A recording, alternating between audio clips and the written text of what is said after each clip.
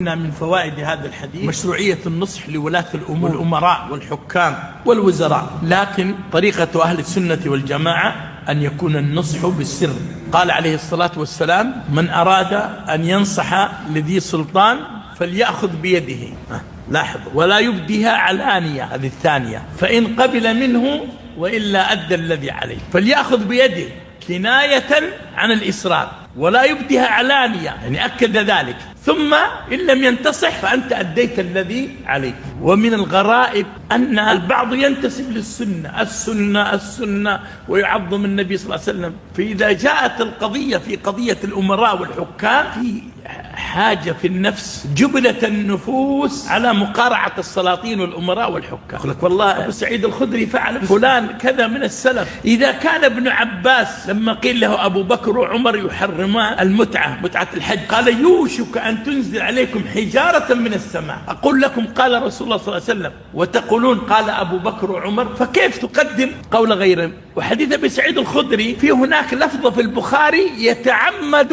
أصحاب الهوى في مناصحة الحكام تركها، يروغون عنها كروغان الثعالب. جاء في لفظ قال: فخاصرته، من المخاصرة، وهذا كناية عن الإصرار. فهذه كل الأحاديث تدل على ذلك. تقول ما نستطيع أن نصل إليهم، بيننا وبينهم حجاب. إذا كانت الصلاة قائما تسقط عنك تصلي جالسا، إذا كان الصيام في المرض تتركه ركن من أركان الإسلام، فمن باب أولى قضية النصح. لا يكلف الله نفسا إلا وسعها. ولهذا الأمر مرت فترة علينا في هذه البلاد شغبوا على علماء الأمة. لماذا؟ قالوا ما ينكرون. لماذا موجود المنكر الفلاني والمنكر الفلاني والحفلة الغنائية والفلان؟ هذا جاهل والضال الذي يقول هذا. لماذا؟ لأنه ليس من مهمة العلماء منع إيش؟ يا جماعة، هل من مهمة العالم الشيخ عبد الباز بن عثيمين والفوزان يترك الحلقة ويشيل العصا ويمنع المنكر؟ هذه مسؤولية العالم. العالم يناصح. ولذلك قيل بالشيخ بن عثيمين قال: ما هو بضروري كلما ناصحنا جينا أخبرناكم، ما هو بضروري. تنتهي مهمة العالم بالنصح. ولذلك في رسالة للشيخ بن عثيمين اسمها فتنة المجلات، خطبة جمعة، رسالة صغيرة. قديما كانت تدخل بعض المجلات اللي فيها صور الممثلين والممثلات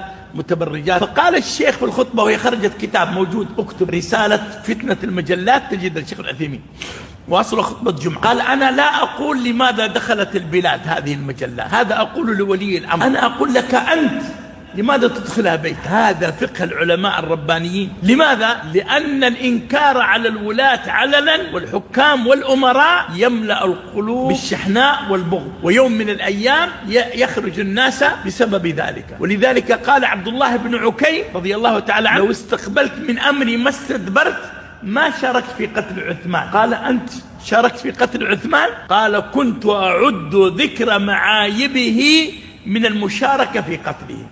نحن ما نخاطب أهل البدع، نخاطب الذي يدعي السنة ومقصر الثوب واللحية ويقول كتاب وسنة كتاب وسنة بفهم سلف الأمة. هذا فهم سلف الأمة. هذا أنس في الصحيحين فهم سلف الأمة. قيل له: ألا تناصح عثمان في أمور اجتهد فيها عثمان؟ قال: ألا ترون أني لا أناصحه؟ والله لقد ناصحته، لكنني لا أفتح بابا للشر أكون أول من فتحه.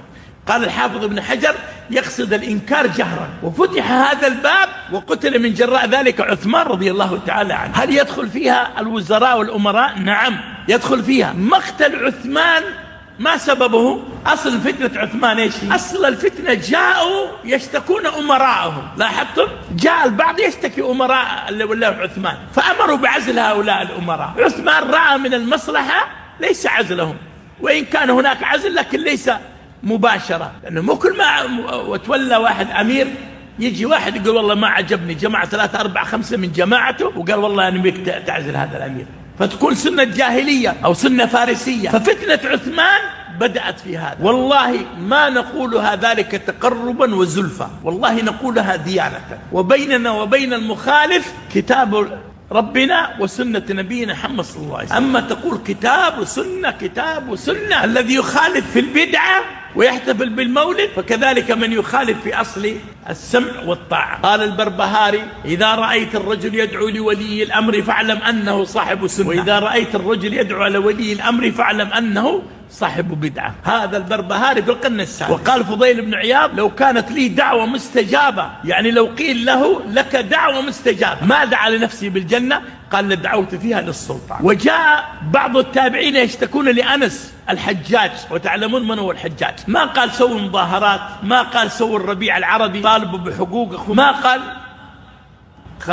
اصبروا لا يأتي عام إلا والذي بعده شر، سمعته من نبيكم محمد صلى الله عليه وسلم. هذا اليوم الفقه، هذا الأدلة: يا أيها الذين آمنوا أطيعوا الله وأطيعوا الرسول أولي الأمر منكم، من أطاع أميره في صحيح البخاري فقد أطاعني، ومن عصى أميره فقد عصاني، من خرج عن الطاعة وفارق الجماعة مات ميتة جاهلية. هذا يسمى اليوم عند الخوارج وقعدية الخوارج يسمى المرجئة. هؤلاء مرجئة الحكام. والله يخشى على من يقول هذا، يخشى عليه إسلامه، أن يسلب إسلامه. لماذا؟ لأن من الذي قرر هذه العقيدة؟ الرسول صلى الله عليه وسلم.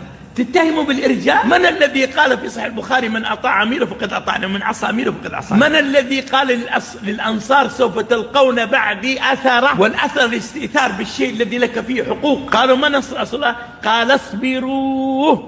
أظنها ما كلمنا النبي صلى الله عليه وسلم لا باللاتيني ولا بالفرنسي ولا بالفارسي. اصبروا. قال: كيف نولوا عليكم من يسألون حقهم ويمنعون حقكم؟ يسألون حقهم من السمع والطاعة والخضوع للأنظمة والتعليمات، لكن يمنعون حقوقكم. قالوا: من نصر رسول الله؟ قال: أدوا إليهم حقهم، والحديث البخاري. واسألوا الله.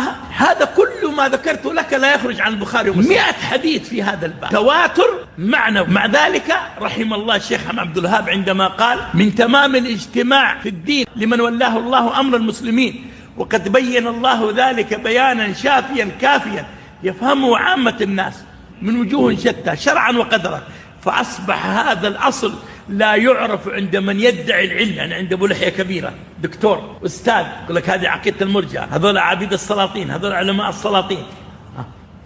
لا يعرف عند من يدعي العلم، فكيف بالعمل به؟ هذه الأصول وإن تكلمنا فيها ونزيد ونعيد فيها. لماذا؟ لأنها من الأصول. ولذلك لا يتكلمون عن الفواحش في كتب العقائد، ولا يتكلمون عن التبرج، ولا يتكلمون عن الغيبة في كتب العقائد، ولا يتكلمون عن السرقة وأكل أموال الناس. لكن لن تجد كتابا واحد من كتب عقائد أهل السنة إلا وتجد فيه هذا الأصل، لأنه أصبح من شعار أهل السنة السمع والطاعة على جور الحكام، ومن شعار الخوارج عدم الصبر والخروج يكون بالكلمة. ثم يقول النبي صلى الله عليه وسلم: لا يؤمن أحدكم حتى يحب لأخيه ما يحب لنفسه. لو أن رجلا أدخل المنكرات إلى بيته واللهو والأغاني والحفلات، وقال لأولاده وجيرانه: قال لي ما هو بعاجبه يدق راسه ب1000 جدار وجدار، أنت يا صاحب المنكر هذا هل ترغب أن يأتيك بعض من أهل الخير ويقول لك حرام واتق الله وترى اليوم دنيا وآخرة، ترى هؤلاء أهل بيتك تتعلقون في رقابك يوم القيامة؟ ولا تبغى من يجلسون في الاستراحات وفي أماكن العمل؟ فلان فعل، فلان أدخل، فلان ديون، فلان أدخل في بيته، جاب المطربة الفلانية، فلان جاب الرقصة الفلانية، أيهم تحبون؟ مناصحة في حق ولي الأمر. والعامة تقول كل شاة معلقة في عرقوبها. ولاة الأمور إذا عدلوا يثيبهم الله، وإذا ظلموا يحاسبهم الله يوم القيامة. نحن نعرف يقينا أن هذه النصوص ثقيلة على البعض. لماذا؟ لسببين. السبب الأول أن الناس تربت هنا في بلادنا خاصة 40 سنة على خلاف هذا العصر، والفطام صعب أنك تفطم الناس، تنقلهم من حال إلى حال. أصعب شيء الفطام، لأن الطفل الرضيع بعد 2 من الحليب صعب. فكذلك لما جلسوا الناس 30 سنة 40 سنة يتعودوا الكلام على المنابر، فصعب أنك أنت تقنعهم بها. لكن من كان يريد الله والدار الآخرة سوف يأخذ بهذه النصوص. ولذلك قال شيخ الإسلام ابن تيمية كلاما عظيما، طبق هذا الكلام على نفسه. قال: كل من يخالف أصل من أصول أهل السنة والجماعة تجد عنده بغض ووحشة في قلبه لسماع نصوص هذا الأصل. أعيد: كل من يخالف منهج أهل السنة والجماعة في أصل من الأصول تجد عنده وحشة ونفور من أن يسمع النصوص في هذا الأصل. اليوم أصحاب الموالد والبدع والطرق الصوفية إذا قلت من أحدث في أمرنا، من عمل عمل ليس كل بدعة ضلالة، يغضب. لماذا؟ لأن تخالف ما تربى عليه. الرافضة لو قلت أبو بكر في الجنة، عمر في الجنة، وذكرت فضائل الصحابة وتلوت عليهم الآيات، يغضبون، لأن هذه النصوص تخالف الأصل الذي تربى عليه. وأنت كذلك إذا وجدت في نفسك نفور ووحشة في قبول هذا الأصل من أصول أهل السنة والجماعة، فاعلم أنك مخالف.